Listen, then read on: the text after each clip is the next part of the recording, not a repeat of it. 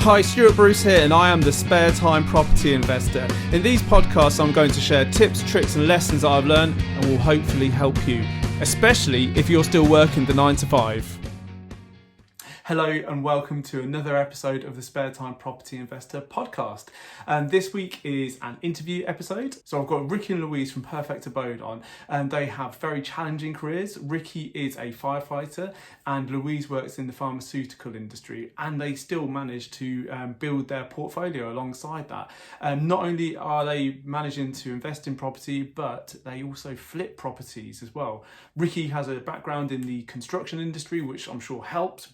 But being able to do all of that alongside those challenging careers is really incredible. So without wanting to waste any more time, let's get into this week's episode with Ricci and Louise. Thanks again, Ricci and Louise, for coming on to the podcast. So first off, it would be great if you could introduce yourselves and what you're up to in property. Hi, I'm Ricci. I'm Louise.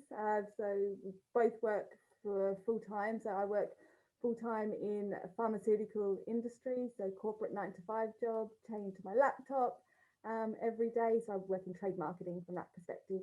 And I work full-time as a firefighter, so I work shift work, which obviously gives me a little bit of free time to work on property. And currently we are working on a flip that we've had for about 2 months now. Okay. Yeah. They both sound like really full on, quite challenging jobs. So I wonder, I don't know if you have like an average week, but I wonder if you could talk us through kind of where you fit in the property investment around your jobs. Yeah, so I guess I can start with that one. So my job is very much 9 to 5. So I know I am chained to that desk from 9 a.m. to 5 p.m. So I wake up in the morning, basically every morning. And I think for us, in order to keep driving our business forward, I'm more like look for the deals, get in touch with the agent. So I set aside basically every morning to continue to find that next project. And then in my lunchtime, and this is every day basically, then in my lunchtime, I'll do anything that we kind of budget tracking, spreadsheets, deal analysis, that I need to get done, and then after work as well. So for me, it's kind of, I have 3 increments a day, whether it's just basically half an hour kind of those 3 increments that I fit it around my full-time job, basically. Okay. And then I do shift work, so I do 2 days, 2 night shifts, and then 4 days off, which effectively gives me 6 daytimes out of every 8 days to do things. Now, I don't really plan anything after night shifts because I could be quite tired. Yeah. So there's sort of a 3-day period on my 4 days off that I can really get some work done. Yeah, I think we're quite lucky in that sense with his role, getting that flexibility and that time off, whereas I don't get that. So it's kind of a nice balance where Ricci can go down to the current project that we're working on and making sure it's all on track. And yeah. So I was just going to say, so do you have pieces of work you kind of batch work together for those days that you can kind of do one day after another on something, Ricci? Or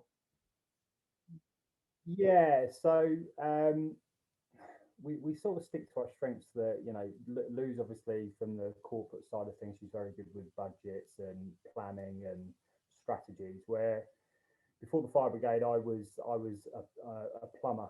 And I've spent about 20 years in the construction industry, starting from in a school holidays fitting windows with my grandfather, and then so on the three days that I'm there, that's when I sort of do the high value tasks that I need to get done.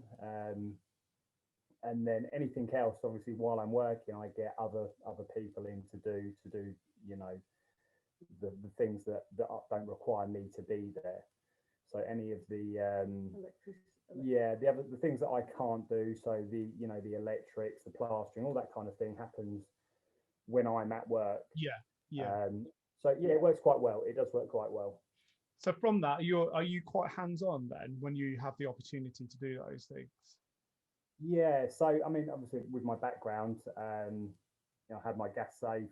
I did my unvented qualifications, my renewable energy, and I spent years working on building sites. So actually, there's not really a lot I can't put my hand to.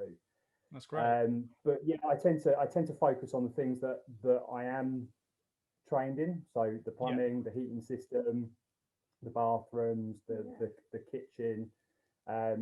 Yeah, anything like that is my focus, and then anything else really I outsource because things can be happening while I'm not there. Then yeah, that's great. So that's so you kind of have quite distinct roles then, by the sounds of it. Yeah, definitely. We kind of at the start we were a bit muddled about who would do what, and we kind of quickly learned I'm very impatient. I want things to happen like straight away, and we were butting heads a little bit. But then I think once we got into a bit of momentum, we then clearly understood what who's good at what and where we needed to be and what our strengths were. But it took us a little while to get there. I'm not gonna lie. I think there's so much to learn in the property industry. There's so much to learn. So we kind of decided that actually, rather than both of us trying to learn as much as we could about everything, we'd sort of focus on two separate things. So obviously, like I said, Louise on sourcing deals and budget tracking and ways of sourcing finance and that kind of thing. And then I would use my sort of background to do the construction side, call upon all of the tradesmen that I already know to create a reliable team that we can call upon. Always important. So so there isn't really anybody that really a trade that I don't know that we can't get in to do something, which has been quite handy, to be honest. And that's massively handy. It's always good. Yeah, it's always good, when you need things doing quite quickly. As a normal customer, they might sort of say, oh, well, we can't get to you for the next couple of weeks because we're fully booked. But knowing them on a personal level, they'll sort of say, okay, right, we'll come in the evening for you or at the weekend to try and keep things moving along for you. So it's actually been quite good calling upon that previous experience. The amount of people I hear, and the stumbling block is finding the right tradespeople who they can rely on, and being burnt by builders who take on a project and walk off site after a couple of weeks because it doesn't work, whatever. So you having those contacts and knowing how to kind of speak to people and make sure everything's running is I think as well. I mean, although I know quite a few, obviously I've got my team, if you like. Louise, obviously being new to the construction side, she wanted multiple quotes from other people as well, just in case they were a little bit off the ballpark sort of figure. And we did do that. We did get multiple quotes as well, just to I guess make me happy. But we still ended up going with the team that Ricci knew. She even wanted me to get quotes for the plumbing side of things as well. No. That's not if I've ever heard of one. So have you always have you always kind of planned to get into property, or did something kind of spark your interest? Well, I think speaking with some of the other plumbers that I know, I've got a really old school friend that I've known for probably 30 years. And we always sort of spoke about investing in property together, and like I said, using the people we know. But I think I was always a little bit hesitant in terms of, I felt as I probably didn't have the knowledge or the funds to be doing it. I didn't quite understand it fully. And then I think we sort of, we wanted to get on the property ladder, and we had one. We ended up investing in a buy-to-let that we had for 3 years. But Louise was looking for the family home, and was always looking at these newly done houses, and there was always something that wasn't quite right with the property. She always wanted something different. She wanted the utility just off of the kitchen. She wanted the open plan kitchen and this kind of thing. There was always something that wasn't quite right. So I tried to convince her that a project was the way to do family home, and we could make the layout that suited us best, best suited us. And I think that opened up our eyes then to what actually property could do for us, not only as a family home, but also for Louise. Yeah, as investing, I think I just wanted the big house with, mortgage yourself up to your eyeballs, and I didn't understand what property could do. And then as we started to look into it, I started then, listening to podcasts, and that was it. I was hooked. Okay. There was no turning back.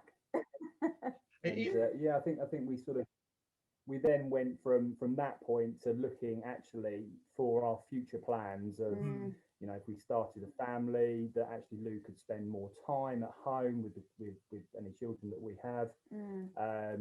If we had sort of, property rather than being chained to a desk Monday to Friday kind of thing. Yeah, I think it is one of those things, isn't it? When you start learning a little bit about it, it's kind of like you go down the rabbit hole, and you just, all of these opportunities seem to just be smacking you in the face. Like, you're talking about, I mean, when you start going down like into podcasts or books or whatever else, it's quite addictive, really, and it's powerful. Like you're saying, I spoke to someone just a few days ago, and her and her husband are in a position now where they've both left their jobs, and she's going to basically have the properties, earn them enough money to cover their bills while their children are small. Perfect. That suits them. And yeah, so, but other people, it's about having a Ferrari or whatever, but it has that ability to, give you that freedom, doesn't it? It's an amazing thing to get into. Yeah, I think, we've always said that Ricci loves his job. He doesn't want to give up his full-time job. But for me, it's to get me out of my corporate job eventually. But you've always said you're going to stay in the fire service. Yeah, the fire service is something that I've always wanted to do ever since I was a kid, and I did it part time when I was, when I started doing it part time when I was 18. Yeah. And then made the jump to whole time 5 or 6 years ago now, and it's just something that I've always wanted to do. So I don't want to give that up, and I sort of get not a lot of time off. It seems like a lot of time off because obviously I'm on do night shifts, but it just gives me the flexibility to have family time and that kind of thing, even though I'm working full time. Well, there's plenty of people who have very impressive kind of portfolios and stuff like that, and still have very challenging jobs, businesses and things like that. So it's definitely something that people do. So yeah, I think as well as, I think if you have a job like that, it's so kind of different to like kind of sitting at a desk and things like that. It must be quite exciting sometimes, quite invigorating and things like that. Being a firefighter must be more interesting than sat at a desk anyway. It's just, I just don't see it as work. I go into work, I go in, I'm with a group of like-minded people, and they all want to serve the community and help people. We can have a bit of a laugh while we're there. So yeah, it's almost an escape really from everything else. It's just nice to have a bit of a change of scene, especially in times like this where you're stuck indoors, because you're having to work from home. You're getting that cabin fever. As a key worker, I'm still going out, and it actually gives me that sort of almost that sort of little bit of freedom. Yeah. Change of scenery. Yeah, absolutely. I can see why that would be quite appealing, really. Yeah. So you have, from looking on Instagram anyway, you seem to have a couple of different strategies. So it says in your description that you have buy-to-lets, flips, and HMOs. So is that part of a strategy to kind of maybe build up, the capital so you can reinvest, or how does it work? Yeah, so we've gone through kind of a bit of I hate to say it, but a journey to say. So I think, I come to the realization that we're really good at setting kind of those big goals, but then kind of breaking it down to what that looks like and kind of the steps to get you there. So we first started with the buy to let when we kind of really had no idea what we were doing when we were investing in property. And then that we kind of, as we started to catch on and figure out what we were doing, we thought, right, we need to kind of build some more capital. So that's what then brought us to the flip. Now, I guess, as I said, the ultimate goal for me is to give up kind of my corporate job. So, you know, we kind of looked at, you know, the high cash flowing assets that could do that, the HMOs. So we definitely think that's going to be our next kind of project. And yeah, so we definitely want to keep the two strategies on the go, where, because I don't, you know, I feel like we need to be really credible and really have some experience under our belt before we even think to look at for investors or kind of do any of that, because I just wouldn't feel comfortable having that huge responsibility for someone else's money until we're quite credible. So that's where we thought, right, let's do flips, continue the flips, so we keep the same amount of capital that we have and, you know, potentially build some more. And then we also do kind of the high cash flowing assets, ultimately to kind of get us to that vision where we can, you know, be more flexible, have kind of a more work-life balance. I'm Australian, so I want to have the ability to, you know, go back to Oz if and when I needed to. And then also when we do have a family, we're creating that kind of wealth that we can leave on to them. So kind of those are the two property strategies that fit in with those visions. That was kind of where we aligned to. No, I think it's a really good way of doing it. It's something that I've seen a few people do more recently. I think it was that buy, refurb, refinance, rent thing, which does work, and it's a great strategy, but you can't always get all of your money out. So then you're always leaving potentially you're always leaving some capital in. There's kind of, you're chasing your tail a little bit. So doing flips on the side sounds like a really good way of doing it. And that, you know, you've kind of hit the nail on the head. We live in Bucks, and when we were looking at the numbers, it just didn't make sense to do the, you know, BRR strategy, because it just, the numbers didn't make sense from that perspective. And as we're quite hands-on, you know, our current projects, all of them have been within 3 minutes from us. So we made sure property had to work for us as well, working full time.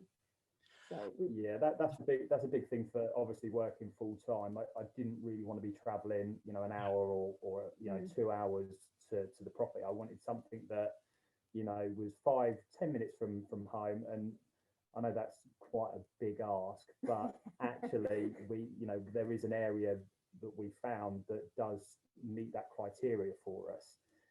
For our flips. Yeah, for our flips. And, you know, it's 5 minutes from where we live. You know, I can nip down there, and, you know, if I need to nip home, you know, drop back home to talk to Louise about something. But also, obviously, it's local, so all the tradesmen or people that we use are all local as well. So it's easy for them to get to. So it means that we don't have to start sourcing another team to use. We've got everybody on the go straight away, and it's on their doorstep as well. So absolutely, not only is it easy for us, it's easy for them as well. Yeah, absolutely. I think there's a lot to be said for that, and also, you know, the area so well because it's on your doorstep. So you're not going to inadvertently buy a house on the worst street that's never ever going to sell, because you don't know that there's drug dealers down the street or whatever. You know what I mean? There's all these things that you need local knowledge for.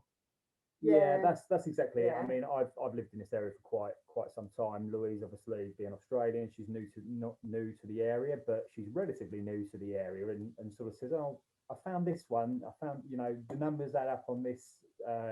Should we go and view it?" And I sort of look at it and say, it's in the wrong area, or it's on the wrong street. And we sort of, you know, and that's quite handy to have. We, you know, we can automatically eliminate those properties that, yes, the numbers add up, but the interest that we might get to resell it would be somewhat limited. So locally to start with is something that we sort of decided. It had to work for us as well, you know. Yeah, absolutely.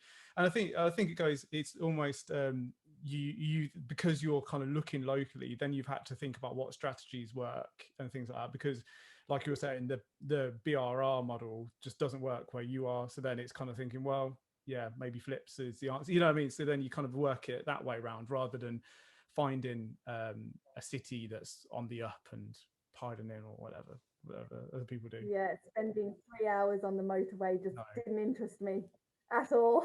I think, I mean, some people do it and they do a cracking job with it, but I'm like you.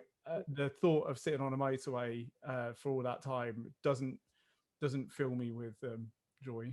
I have to admit.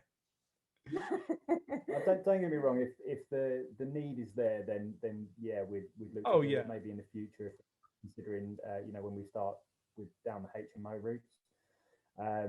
However, for the flip, obviously, in being hands on, that yeah, it needed to be close.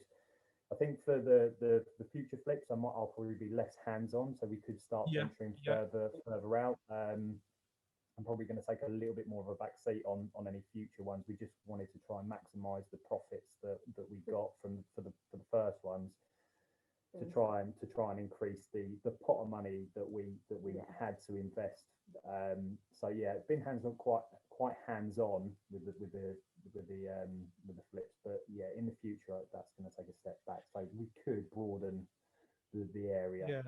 I think I personally think being hands-on early days is a good thing, because you really get to understand how everything works. You know, I know you've got a background in construction anyway, but in terms of making the numbers work, and you know, I think it's a good idea to be hands-on early days, definitely. Yeah. And I think a lot of people do it and don't really, especially people who are a bit further along in their journey, using,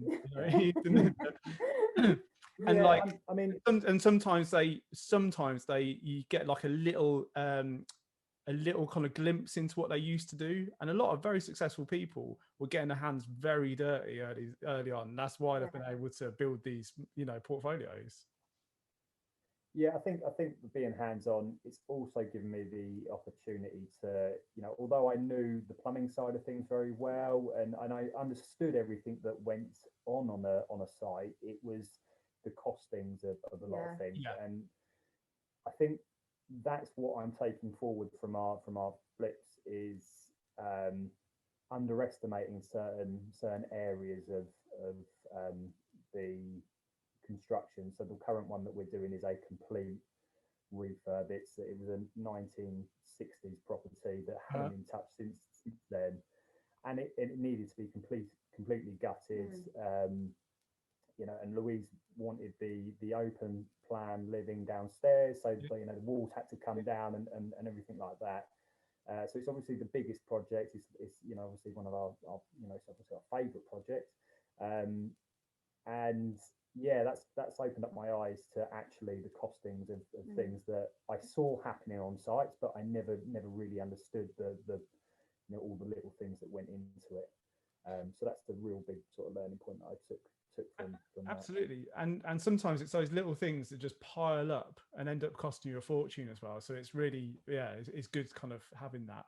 So so dig into that a little bit. So why is that your favorite deal so far?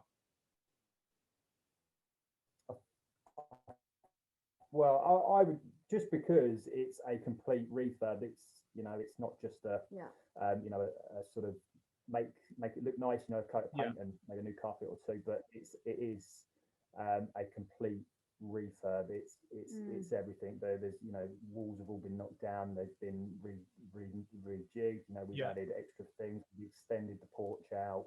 Okay. New windows throughout. Complete rewire. Complete heating system. Everything's been done. It basically was taken back to a shell and started again. So I think for me, because it had such extensive work, and I've never worked on a house to that extent before, but actually, coming in, working inside all day, and then being able to go down to our flip that was 3 minutes away, we pulled out the bathroom and I absolutely loved it. I was just like, this is so therapeutic. Yeah. So I think just being hands-on as well, being on the building site, being able to help Ricky in that sense. It's just been a really nice dynamic, like he makes me make the tea and things like that, but it's just been really fun. That sounds great. So I mean, that does sound, it sounds very, very full on, and especially if you're taking walls down and everything like that. So apart from making it more open plan, did you do anything else to reconfigure the property?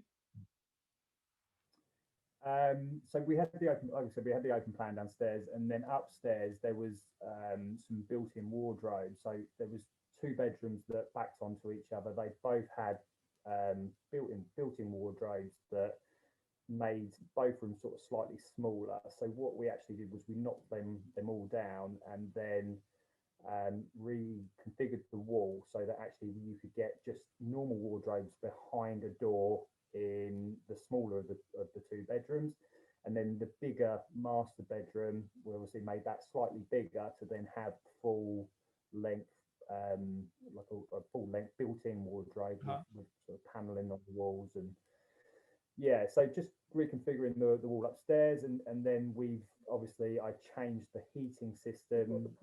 Yeah, so I changed the heating system to a combi. So I put the combi in the loft, and then that allowed us to take the airing cupboard out and make the bathroom bigger, so that we could actually get a separate shower in there as well as a bath. So that was quite helpful. Like we said, I had the apprentice helping me, making me tea while that was all happening. And then we've extended the front out, the porch out, just to make a sort of a little coat storage area. So yeah, apart from the open plan, we've just tried to pinch. But I think what you're describing is more of a modern room, pinch space from one. Yeah, what I was going to say, I'm sorry, it's a bit glitchy. What it sounds to me, it sounds like a much more modern style of house, with the open plan and, separate shower and things like that. Yeah, I see some people, like obviously you read on Facebook, and there was this one post the other day saying, oh, do you prefer open plan or not? And a lot of people do, but I just feel like for the property in the area that it just made more sense to do it, because it backs onto a river as well. The kitchen was completely cut off from the rest of the house, and I just know when you've got friends over or entertaining or kids, you spend a lot of time in the kitchen and you just cut off. So it just made sense to open that all back up with the massive kind of bifold doors and onto the river. That sounds very nice. I think one of the things that we try, the house we're doing now, we're trying to sort of build it and market it for not first time buyers, but those that are looking for a family home. So we're trying to create a family home where, like Louise said, that the parents could be in the kitchen, and you can still keep an eye on the kids that are in the living room or out on the on the patio. So yeah, we sort of had a goal of who we were trying to build the property for and market the property to, and that's why we've gone with the plans that we have. So I think that's so important to make sure kind of who your customer is and kind of work to that. So yeah, it sounds like you're doing a cracking job with it. Cool. Okay, so it sounds like you two have mastered the ability to run these projects alongside your day jobs, which are very challenging, kind of busy day jobs. So have you got any tips? You got 3 tips for people for working on their property portfolio around the day jobs? Yeah, I mean, I would say that, I guess, tips, the biggest things that helped us, I guess, kind of move it along, I guess for me it was we did get a mentor early on. Because it we were uneducated, we wanted to make sure we're making the right decisions and get it right kind of the first time. So that just gave us the confidence to kind of take that initial leap and kind of step forward with that.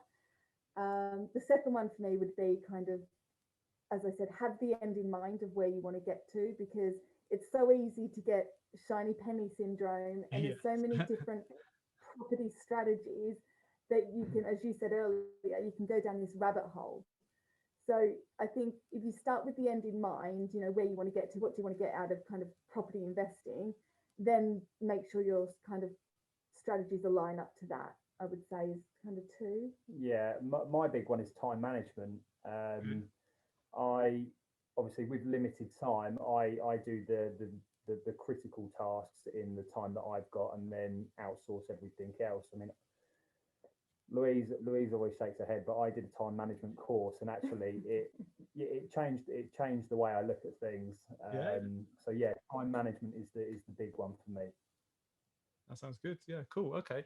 Have you got any business books or podcasts or anything like that you kind of go back to, or you recommend to people, or you really feel helped you?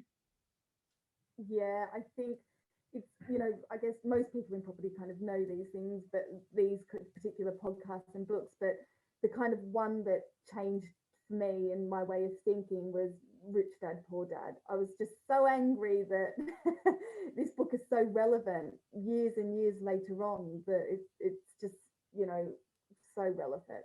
So that's kind of the one that was the moment for me that changed everything. And well, there's obviously quite a few podcasts that you listen to as well. Yeah, like I love a good podcast when I go do my steps. So there's obviously yours, part-time property investor. There's Inside Property, kind of investing. Property Jam are the ones I listen to, and Tej Talks, really. They're the ones, and I think there's just so much free education out there that it was just a way to, it wasn't kind of in our interest to go do, pay thousands on kind of doing a property course. I just thought there's so much free education. And I think the biggest thing for me was, again, on social media, everyone I've reached out to has been so helpful and so welcoming with advice, and it's just such a nice, open and friendly community, I guess, in the property investing world. And that was just a huge leap forward. So I guess just reach out to people as well on kind of Instagram, DM, and it's just been so welcoming. There was quite a few, I listened to quite a few Audible books, and there was quite a few on there. Obviously, again, Rich Dad Poor Dad was just, such a addictive listen for me. I listened rather than read. And then there was obviously some ones that stick out to me was the 1, 2, 3 of Property Investing by David Tarn. So that one was great. It's marketed as the complete no nonsense guide to property investing. That was a great one as well. Certainly kept me listening, and made me sort of forget to do things because I was too sort of engrossed in it. Yeah, absolutely. I think it is. I think you're both right in terms of, there's so much good stuff out there, isn't there? So many good books and stuff like that, and free content, but also that whole thing about reaching out to people on Instagram. It's such a friendly community. It really is such a friendly community. And I was really shocked when I first started kind of meeting people in property, because I've done other stuff in the past, and people definitely weren't this friendly in those kind of sectors. So it's a nice kind of feeling. I know, every time like Ricky will come home, I'll say, I was talking to blah blah blah today, and he's like, who? I was like, oh, just these people on Instagram.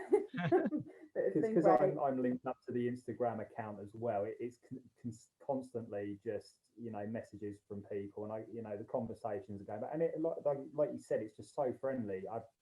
Everybody is so helpful. If you've got any questions or queries, Instagram, Lou's part of a WhatsApp group, with some property investors as well, that actually if she feels as though she needs to sort of run something by them, she can throw that out there, and she gets quite a positive or response back.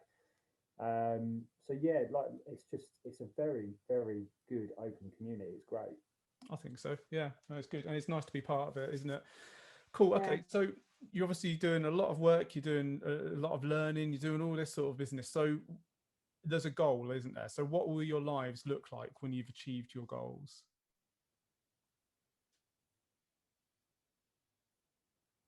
Yeah, I think that's quite easy for us, because we've kind of come to, as I said, the realization that, we want to set the vision.